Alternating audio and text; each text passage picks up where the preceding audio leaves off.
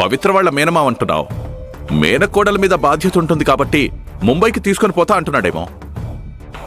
పవిత్ర వాళ్ళ మామయ్యతో వెళ్తే అరవింద్ జ్ఞాపకాల నుంచి బయటపడి అక్కడ ప్రశాంతంగా ఉంటుందేమో. వెళ్ళనివాది.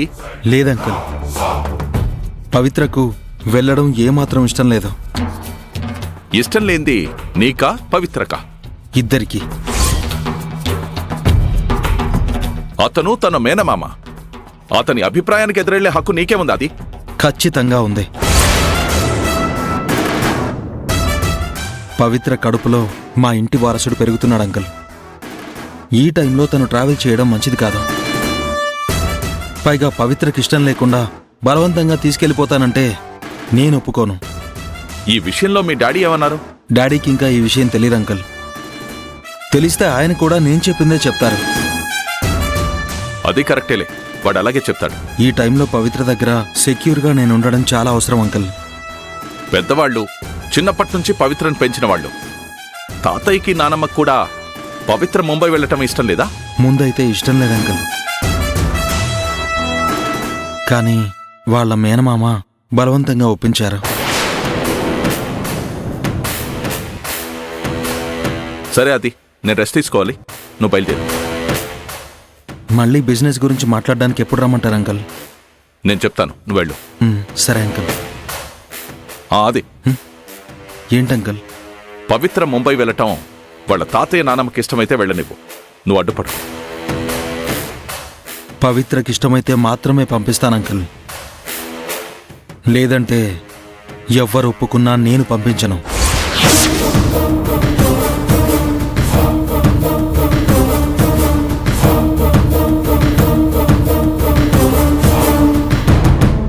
ఆదిగాడి బాలకం చూస్తుంటే పవిత్రని మళ్ళీ హైదరాబాద్ తీసుకొచ్చేలా ఉన్నాడు. అలా జరగకుండా ఉండాలంటే పవిత్రని ఎలాగైనా తన మేనమామతో ముంబై పంపించాలి. పంపిస్తాను.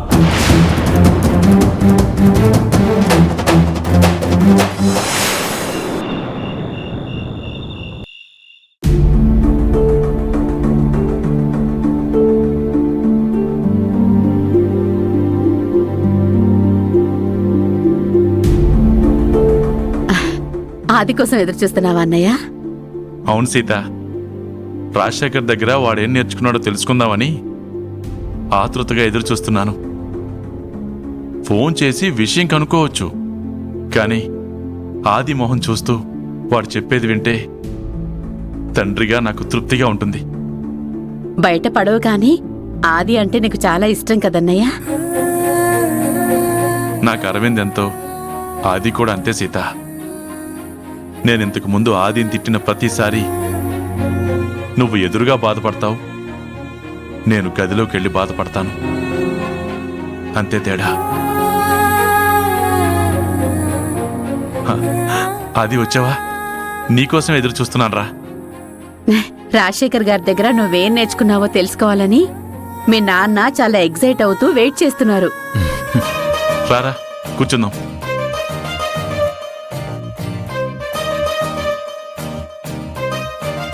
కూర్చో అది. ఇప్పుడు చెప్పు, రాజశేఖర్ గైడెన్స్ నీకెలా అనిపించింది? నువ్వేం నేర్చుకున్నావు?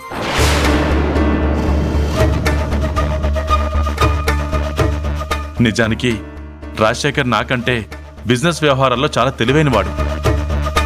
ఇది నేను చెప్పడానికి సిగ్గుపడను, పైగా గర్వపడతాను.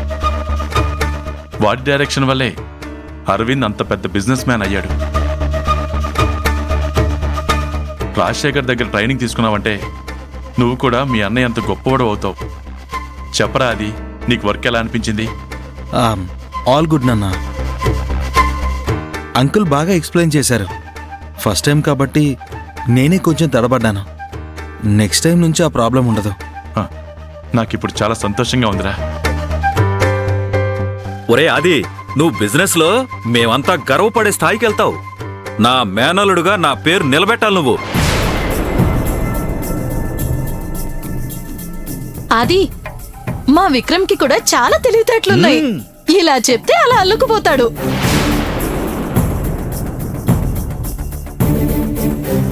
అబ్బా భలే మంచి ఆలోచన చేసావు వాసుకి నువ్వు. మా చక్రవర్తి బావ రాజశేఖర్ గారి లాగా కలిసి బిజినెస్ చేస్తే వీళ్ళిద్దరూ టాటా బిర్లా లాగా, మారుతి సుజుకి లాగా, లైలా మజ్ను లాగా, ఒక రోమియో జూలియట్. అబ్బా అది పోలికలు క్యాన్సిల్, తూచ్ తూచ్. వాళ్ళిద్దరు కలిసి బిజినెస్ చేస్తే బాగుంటుంది అంతే.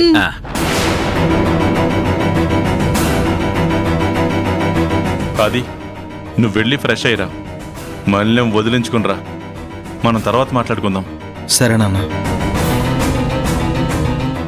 అల్లుడు అల్లుడు అల్లుడు విక్రమ్ గురించి ఏం చెప్పకుండానే వెళ్ళిపోతున్నావు. అల్లుడు టాలెంట్ ఉన్నోడికి పని ఎవరో గొప్పోళ్ళని కోపంగా చూస్తారు. ఏంటో ఈ ప్రపంచం. అదే ప్రపంచం. పదండి పదండి రండి.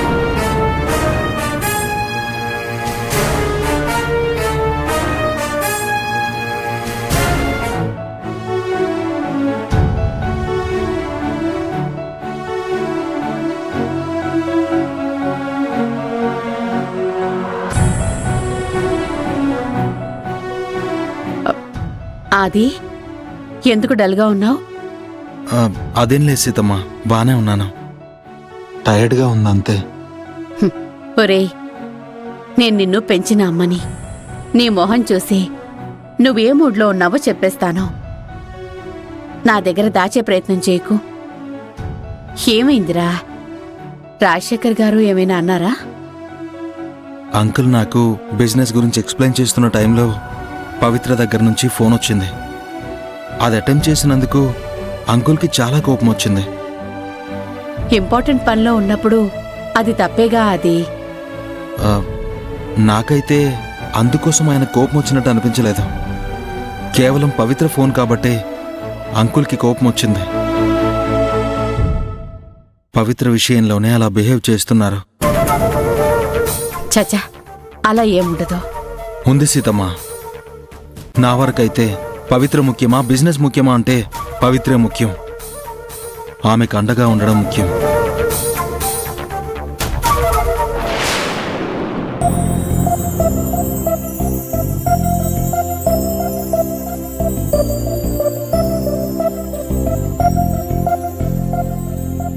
ఇదేంటి, నా మొబైల్ నుంచి ఆదికి ఎన్నిసార్లు కాల్స్ వెళ్ళాయి? నేను చేయలేదే.